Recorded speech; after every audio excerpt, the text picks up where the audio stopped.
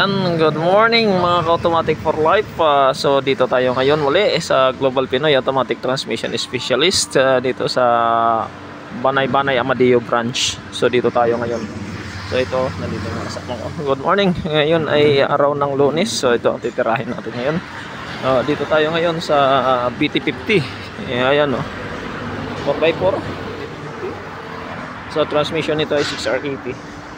So ang problema nito, nakalimpod na lang po siya, isang gear na lang ang pinapagana ng automatic transmission niya. Patay na rin yung plus and minus or yung Tiptronic na tinatawag natin. So hindi na siya nagkakambyo, wala siyang primera, segunda, tersera, walang quinta, walang sixta. So isang gear na lang po ang pinapagana nito. Naibaba na po natin. Ayan po yung kanyang transfer case. At puntahan po natin, nandito po yung ating automatic transmission. Naibaba na po yan. Ayan, nakasalang na po siya ngayon. Ito po, ito yung automatic transmission yan. Ayan, ganyan siya kalaki. Ito pala ay binuksan na ito nila. Ayan, nag-reseal na sila rito. Ayan, naka-reseal po yan. So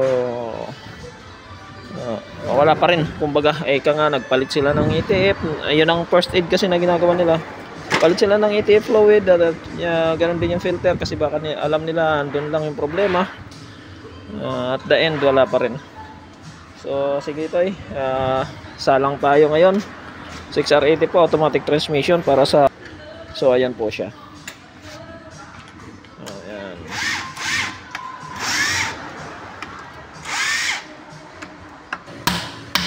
Ayan. Ayan na. Ayan o, sunog yung ETF nya kahit na, ayan o, yung kondisyon ng ETF nya kahit na bagong lagay lang yan. So bagong lagay lang yan, sir, sabi nyo kung pwede pa, isang araw lang daw yan, pero pa raw ibalik yung kondisyon na po nyan. Ayan o, contaminated na po yan kahit bagong isang araw pa lang yan ay kinabit ninyo. Patunay lang na sunog ang mga clutches nito sa loob. So ayan yung kanyang filter. Tingnan natin kasi yung usapan nito ay pinapabalik lang. Tingnan natin kung yung condition nito, kung hindi naman puno ng ayun, sunog oh. Sunog yung laman nitong filter.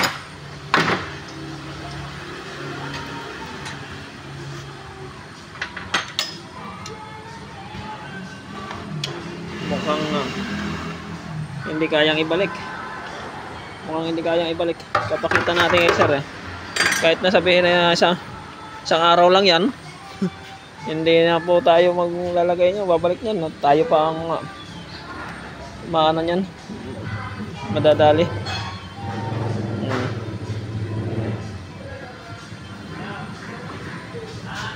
Ito yung kanyang valve body. Ayan, nilabas na natin yung kanyang valve body. So ito yung electronics, itong kulay itim na to. Ayan, andyan ang mga solenoid yan. Susuriin pa natin yan bago natin ibalik. Tingnan natin kung nakakapagbigay pa ito ng tamang function. So yung kung nakapagtrabaho pa yung mga electronics na yan. Ito muna tayo sa mechanical kasi kitang-kita natin sunog yung bagong ETF. Isang araw lang na nilagay. Madalit sabi, gumastos lang sila nito ng walang nangyari doon sa pinagkagastusan nila. Dahil ang problema ay hindi po nasa ETF ang problema nito. Nandito po sa mismong transmission. So, okay po. Yan.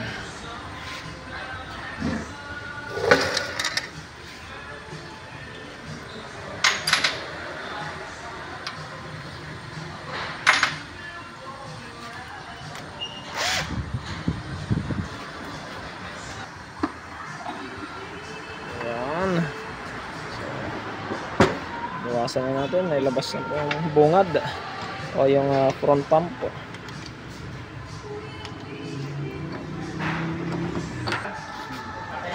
Front pump, tingnan natin.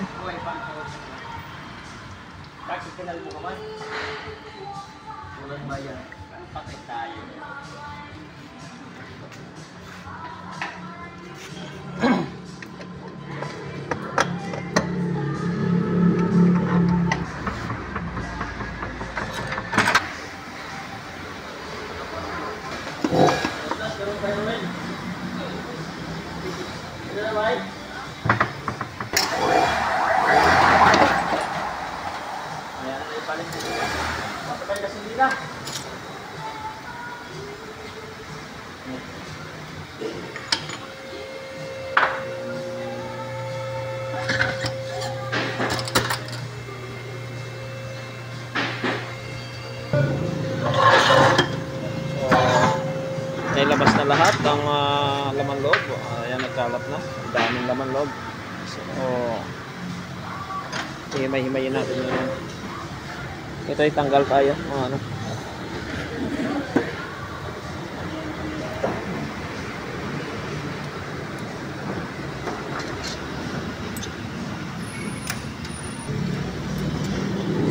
Ayan, sunog.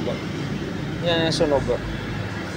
So, yung itiip na isang araw pa lang, ito napunta lang dito, nahugasan lang to, kaya mga sunog na to. Sige. Ito nang guro dito?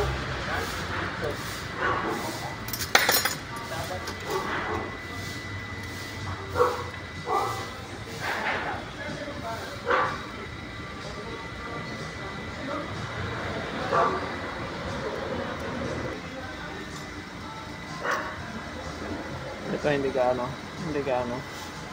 Sige. Next. Ito sunog na.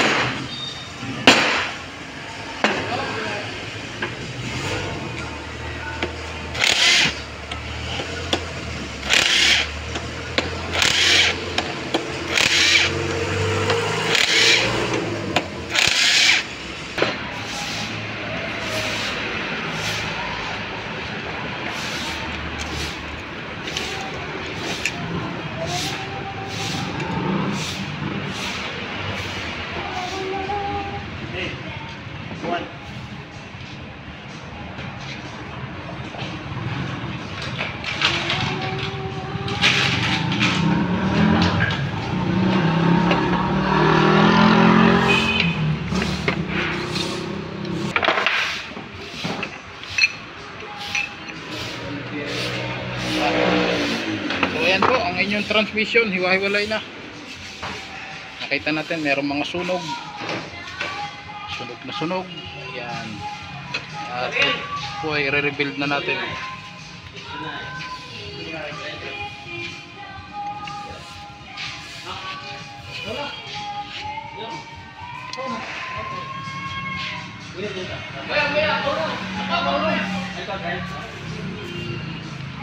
Tulas mo.